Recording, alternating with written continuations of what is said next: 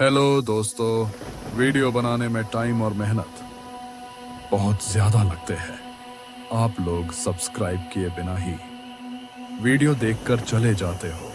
Please video को like और share जरूर कर देना। रात के लगभग 11:30 बजे थे। आसमान में बादल इतने घने थे कि चांद की रोशनी भी धरती तक नहीं पहुंच पा रही थी। सुनसान हाईवे पर केवल एक पुरानी बस की हेडलाइट्स अंधेरे को चीरती हुई आगे बढ़ रही थी। उस बस का ड्राइवर था रघुवीर। रघुवीर पिछले 15 सालों से रात की बस चलाता था। उसने कई अजीब रास्ते देखे थे, कई डरावनी रातें काटी थीं, लेकिन उस रात जैसा अजीब एहसास उसे पहले कभी नहीं हुआ था। बस में केवल 7 यात्री बचे थे। कुछ लोग सीट पर सिर टिकाए सो रहे थे, कुछ मोबाइल देख रहे थे और पीछे की आखिरी सीट पर एक बूढ़ी औरत लगातार खिड़की के बाहर देख रही थी। रघुवीर ने घड़ी देखी। 11:37। उसका पेट जोर से भूख का इशारा कर रहा था। उसने अपने कंडक्टर महेश से कहा, यार आगे कोई ढाबा आए तो बस रोकेंगे, बहुत भूख लगी है। महेश ने उन्नींदी आवाज में कहा, हाँ भैया, पर ये रास्ता थोड़ा अजीब है। लोग कहते हैं रात में यहाँ ज्यादा देर रुकना नहीं चाहिए। रघुवीर हंस पड़ा। तू भी ना, हर सुनसान सड़क को भूतों का रास्ता बना देता है। बस आगे बढ़ती रही। सड़क के दोनों ओर घना जंगल था। पेड़ों की टेढ़ी शाखाएं हवा में ऐसे हिल रही थी जैसे कोई उन्हें पकड़कर झकझोर रहा हो। अचानक हेडलाइट की रोशनी में सड़क के बीचों बीच एक आदमी खड़ा दिखाई दिया। रघुवीर ने जोर से ब्रेक लगाया। बस चीं चीं की आवाज के साथ रुक गई। यात्रियों की नींद खुल गई। क्या हुआ? कौन है? सब घबरा गए। सामने लगभग 50 साल का एक आदमी खड़ा था। लाल जैकेट कुर्ता, धूल से सना चेहरा और आंखें बहुत अजीब, बिल्कुल स्थिर। वह आदमी धीरे धीरे बस के पास आया। रघुवीर ने खिड़की से सिर बाहर निकालकर पूछा, अरे भाई, इस समय यहाँ क्या कर रहे हो? उस आदमी ने धीमी आवाज में कहा, रास्ता भटक गया हूं। उसकी आवाज में अजीब ठंडक थी। रघुवीर ने पूछा, आगे कोई ढाबा मिलेगा क्या? खाना खाना है। यह सुनते ही उस आदमी का चेहरा बदल गया। उसने तुरंत कहा, आगे कोई ढाबा वाबा नहीं है। अरे ये हाईवे है, ढाबा तो होगा ही। वह आदमी अब और करीब आ गया। उसने धीमे लेकिन डरावने स्वर में कहा, मैं कह रहा हूं, आगे मत जाओ। बस के अंदर सन्नाटा छा गया। महेश ने धीरे से कहा, भैया चलो यहां से। लेकिन रघुवीर ने बात को हल्के में ली। क्यों, आगे क्या है? आदमी ने सीधा उसकी आंखों में देखा। जो आगे गया वापस नहीं आया। यह सुनकर पीछे बैठी बूढ़ी औरत अचानक खड़ी हो गई।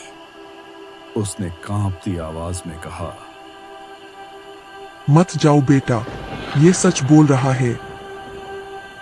अब रघुवीर भी थोड़ा असहज हो गया। उसने पूछा, तुम लोग आखिर बात क्या छुपा रहे हो? आदमी ने सड़क के आगे इशारा किया। 3 किलोमीटर आगे पुराना काली घाट ढाबा है, जो दिखता है पर है नहीं।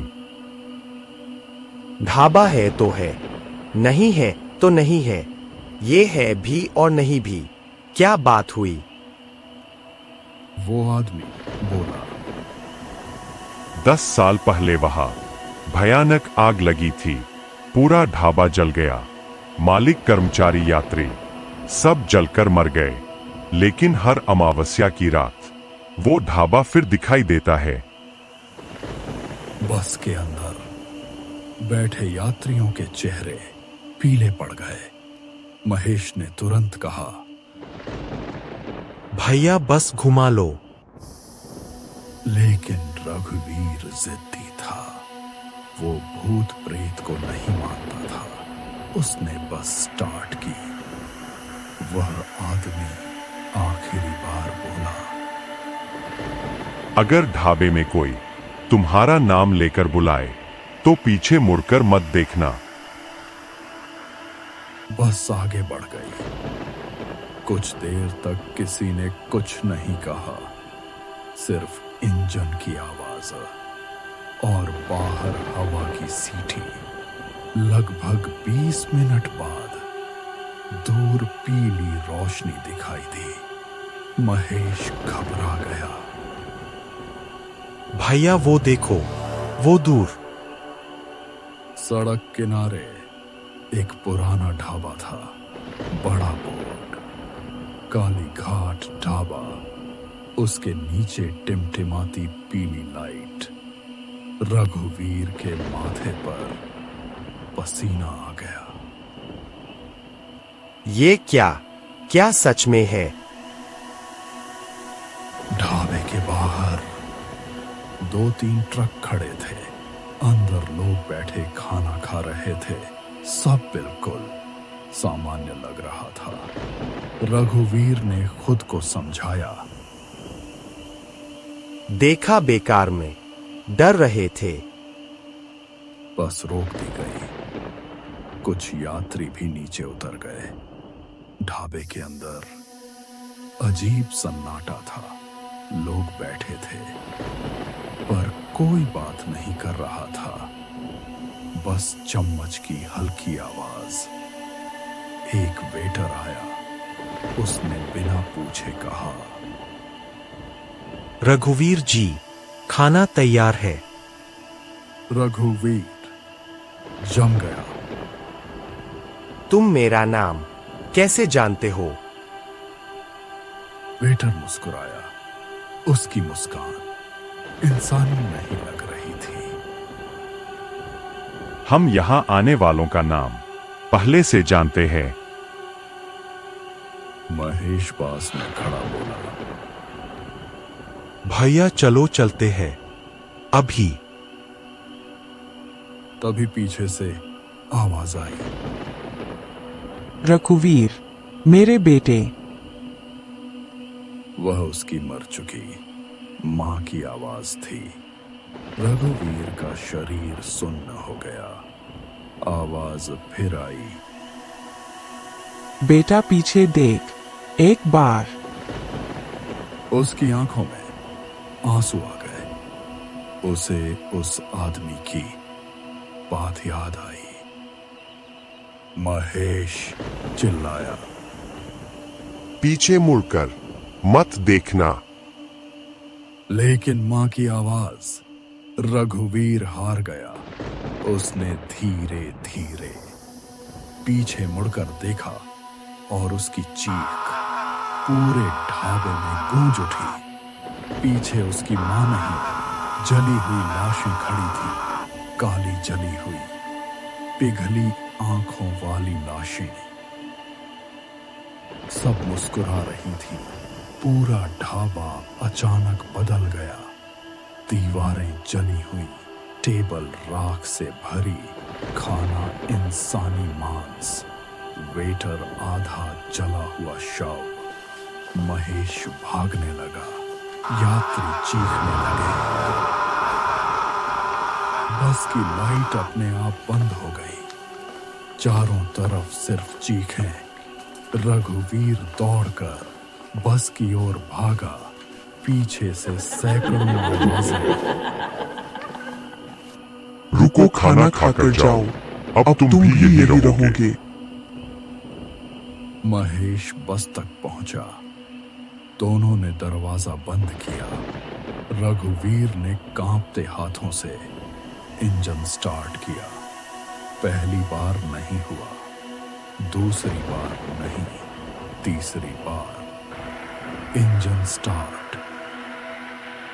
बस तेजी से भागी। पीछे ढाबा दूर होता गया और अचानक गायब। सिर्फ काला जंगल, सुनसान सड़क। बस में सन्नाटा था। यात्री कम हो गए थे। महेश ने गिनती की। भैया, 7 में से 3 यात्री गायब है। रघुवीर ने रियर व्यू मिरर में देखा। पीछे आखिरी सीट पर वही बूढ़ी औरत बैठी थी। धीरे धीरे मुस्कुरा रही थी। उसने कहा, मैंने मना किया था बेटा। और अगले ही पल वह सीट खाली थी। उस रात के बाद रघुवीर ने कभी रात की बस नहीं चलाई। आज भी उस हाईवे पर लोग कहते हैं, एक पुरानी बस दिखाई देती है जिसका ड्राइवर बार बार लोगों से पूछता है, भाई साहब, आगे कोई ढाबा मिलेगा क्या?